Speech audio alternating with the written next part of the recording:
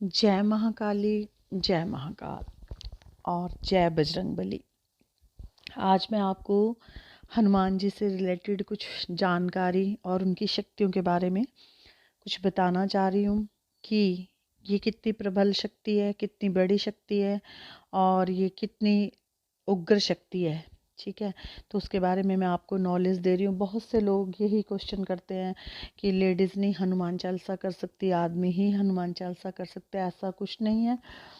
हम किसी के बारे में कुछ नहीं बता सकते। मैं अपने लाइफ के एक्सपीरियंस आपको बताती हूँ। मैं तो करती हूँ और मेरी हनुमान जी ने बहुत रक्षा करी है। मैं तो सुंदरकांड, बजरंग बाण, हनुमान चालीसा, हनुमान अष्टक मैं सभी करती हूँ। ठीक है, और मुझे कभी कुछ इससे नुकसान भी नहीं हुआ। ठीक है, तो जो भी ये करना चाहे हनुमान चालीसा, वो पहले राम जी की ज़रूर एक माला, एक या दो माला करे। हनुमान का मंत्र करना हो, किसी ने ओम हन हनुमताय नमः कर ले। इनके उग्र मंत्र भी है, ओम हन हनुमताय, रुद्रात्मक, हुम फट स्वाहा, कई तरह के मंत्र हैं। जिसको जैसे अच्छा लगे वो करें। तो मंत्र तो कई तरह के होते हैं। भयंकर से भयंकर मंत्र भी हैं, शावर मंत्र भी होते हैं, इसमें उग्र मंत्र भी होते हैं, तंत्रोक्त मंत्र भी हनुमान जी के हैं, उग्र से उग्र मंत्र हनुमान जी के हैं। लेकिन ज़्यादा मंत्रों में साधारण व्यक्ति ना फंसे।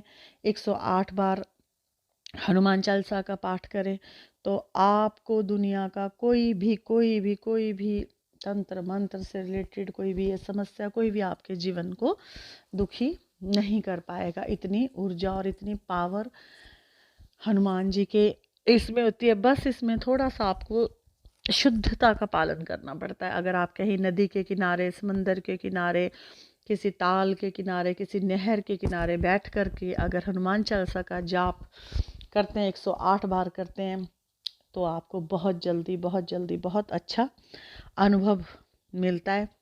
बहुत से लोग कहते हैं कि जैसे कोई मैली विद्याएं होती, गंदी विद्याएं होती, जैसे कि लोग गंदे प्रयोग कर देते हैं, तो हनुमान जी उच्च कोटि की शक्ति है, वो इन निम्न कोटि की शक्तियों को नहीं काटती है। तो ये सब मिथ्या है, मैं नहीं मानती इस चीज़ को। कोई कहते हैं, अपना अपना एक्सपीरियंस होता है सबका लाइफ का। मेरी तो हर तरह की मैली से मैली, कुचैली से कुचैली, जैसी मर्जी की होगी वो तो जाने प्रभु। लेकिन मेरी हर तरह की समस्या बजरंगबली जी दूर करते हैं और मैं इनका पाठ करती हूँ। इसीलिए मैं हनुमान मंगलवार को इनका भजन और कीर्तन अवश्य करती हूँ। सुंदरकांड का पाठ करती हूँ। तो मेरी हर समस्या को बजरंगबली जी दूर करते हैं। कितनी ही किसी ने कुछ भी किया हो, चौकी बंधन किया हो, मैली से मैली विद्या की हो, सभी में आते हैं और रक्षा करते हैं। देखो बाकी कोई भी देवी देवता लगा लो आप। मैं तो एक थोड़ा सा आप लोगों को ये दे रही हूँ कि हनुमान चालीसा का थोड़ा प्रचलन ज़्यादा होता है। सभी पढ़ते हैं हनुमान चालीसा, जय ज्ञान ज्ञान गुण सागर। मेरी बच्चियाँ छोटी हैं, वो दोनों को याद है। हमने उन्हें कहा है कि पढ़िए, कुछ नहीं होता ऐसे।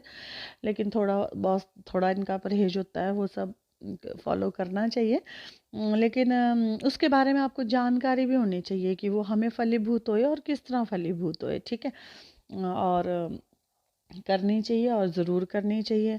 महारानी के भी आगे रक्षक बजरंगबली जी चलते हैं, भैरव बाबा पीछे चलते हैं, तो बजरंगबली जी की भी आपको नॉलेज होनी चाहिए। अगर आप इनको भी जाप करेंगे तो ये चलते हैं और रक्षा करते हैं। और जो महारानी के सेवक होते हैं उनके साथ तो वैसे भी वो ऑटोमेटिक चलते हैं। पर जो आदमी जेंट्स लोग करते हैं हनुमान चालीसा, तो वो इसको इस तरह करें, एक आसन ले और शांत। कभी भी इसको कभी बिस्तर पे बैठ के ना कीजिए आप लोग। कई बार लोग बिस्तर हमारे बेड हमारे कभी शुद्ध नहीं होते हैं ना, कभी शुद्ध नहीं होते हैं। कभी उनको बेड पर बैठ के ना करें, छत पे चले जाएं, ऊपर जाके छत पे ना बैठ के ना करें। आप भूमि पर, धरती पर आसन लगा करके अपना एक आसन अवश्य रखें। आदमी लोग हुए तो ज़्यादा कर लंगोट लगा करके करें, लेडीज़ तो अपना पेटीकोट वगैरह डाल के जैसे करें, पर अपना आसन लगा करके उनका हनुमान चालीसा करें। ठीक है, तो आपको बहुत इसका फ़ायदा होता है। ठीक है, तो अब जैसे लोग कहते हैं हनुमान जी के साक्षात दर्शन होते हैं, हनुमान जी कलयुग के जागृत देवता है, साक्षात दर्शन होते हैं। देखो जी, मैं इस बारे में कुछ नहीं कह सकती क्योंकि हमें साक्षात तो खैर नहीं हुए हैं, पर ये है कि हाँ उनका छाया स्वरूप महसूस होता है। दिक्कत होती है तो आते और काम करते और शक्तियों को करते हुए थोड़ा बहुत दिखता है, पर ऐसा नहीं है कि हाँ हम जैसे पापी लोग अभी कैसे भगवान को हमें नहीं इतने दर्शन, और हम इतनी उग्र शक्तियों को, इतनी तेजवान शक्तियों को अपनी आंखों से देख भी नहीं सकते। इनकी इतनी चकाचौंध होती है कि हम अंधे हो जाएंगे। ये उसी स्वरूप में फिर हमें अपने दर्शन देते हैं जिस तक हम उनको सांभ सकते हैं। ठीक है, तो एक मुझे छोटी सी बात याद आई है, मैंने भी कहीं पढ़ी हुई है, सुनी हुई है ये बात। मैं चलो आपको बता देती हूँ ना कि बजरंगबली जी ने हर युग में, रामायण में तो सभी को पता ही है कि है रक्षा, पर उन्होंने महाभारत में भी की हुई है। सबसे पहले जब उन्होंने ना उस टाइम तो देखो बजरंगबली दर्शन देते थे, पर ये दिव्य दिव्य आत्माओं को ही देते थे ना, तो ये दिव्य आत्माएं थी। जैसे अब अर्जुन हो गए, कृष्ण हो गए, भीष्म पितामह हो गए, ये सब थे, तो वो तो दिव्य आत्मा थी ना, उनके तो तप जप होते थे, तो उनको तो अर्जुन भी एक बार रामेश्वर गए, और रामेश्वर में ना अर्जुन ने हनुमान जी को देखा। वहाँ पे उनके मुलाकात हुई, उन्होंने हनुमान जी को देखा। तो अर्जुन जैसे ही हनुमान जी से मिले तो उन्हें कहने लगे कि जो ये राम सेतु तुमने बनाया हुआ है ना, मैं 2 मिनट में इसको वाणों का बना करके तैयार कर दूंगा। जैसे बनाया, अब शक्तियाँ शक्तियों से होता ही है, एक दूसरे से भिड़ती हैं, बोलती हैं, है ना, तो बनाया है तो मैं कर दूंगा। फिर हनुमान जी कहने लगे कि तुम अपने वाणों से इसको बना नहीं सकते हो, तुम अपने वाणों का भार, तुम्हारे वाणों का भार ये सहन नहीं कर पाएगा। तो वो इस तरह कहने लगे, तो वो वैसे आपस में बहस करने लगे, और उस तरह ही उन्होंने आपस में बोलने लगे। तो उसने उनसे कहा कि चलो तुम फिर बना के दिखा दो कि अगर मेरे दो पाँव भी अगर तेरा बाण का सेतु सांभ लेगा तो मैं जानूंगा कि हाँ तुम बहुत बड़े योद्धा हो, तो औरों का भार भी सांभ लेगा, खाली मेरे सांभ ले तो ठीक है। तो अर्जुन ने बाणों का 2 मिनट में तैयार करके सेतु बना दिया।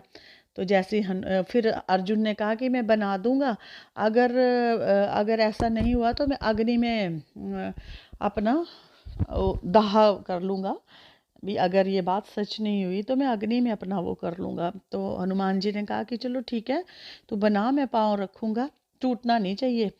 तो ठीक है, फिर उन्होंने बनाया, और बजरंगबली जी ने जैसे ही उस पे पाँव रखा तो वो टूट गया। टूट के फिर उन्होंने अपनी शर्त के मुताबिक कहने लगे कि हाँ मैंने कहा था कि मैं अग्निदाह कर लूँगा।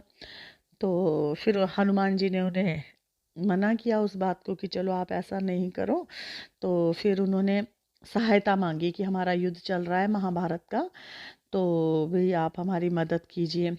तो फिर वहाँ पे एकदम से कृष्ण जी भी प्रकट हो गए। तो कृष्ण जी उसे कहने लगे भी, अगर तू राम का नाम लेकर के इस सेतु को बनाता या तू इसको करता तो तब ये टूटता नहीं, क्योंकि इसमें राम की आन लगनी थी। तो उसमें बजरंगबली जी भी अपनी फिर शक्ति को नीची कर लेते हैं रामचंद्र जी के लिए। तभी मैं आप लोगों को बता रही थी कि अगर आपने हनुमान चालीसा करनी है, हनुमान अष्टक करना है, या बजरंग बाण करना है, कुछ भी करना है, आप राम नाम की माला ज़रूर कीजिए पहले तो। तब उन्होंने, ये तो एक चलो हाँ बात आ गई ना, तो ऐसे बता दिया मैंने आपको कि ये भी कारण होते हैं।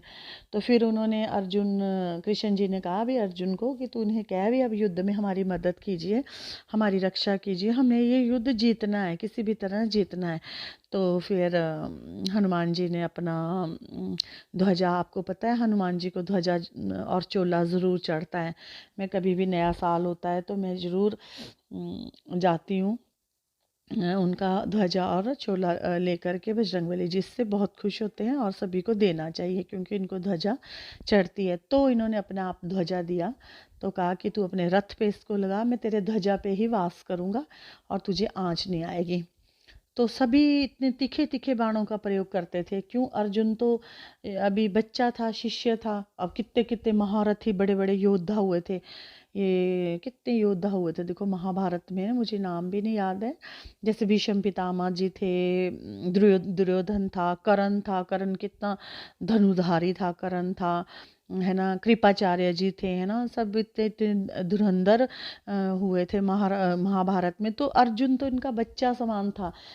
भीष्म पितामह कैसे थे? भीष्म पितामह सबसे बड़े धनुधारी थे, है ना। तो फिर वो सबके सामने, तो वो सब जब भी उस पे बाण का प्रहार करते थे तो उनके रथ पे कुछ नहीं होता था, कुछ नहीं होता था।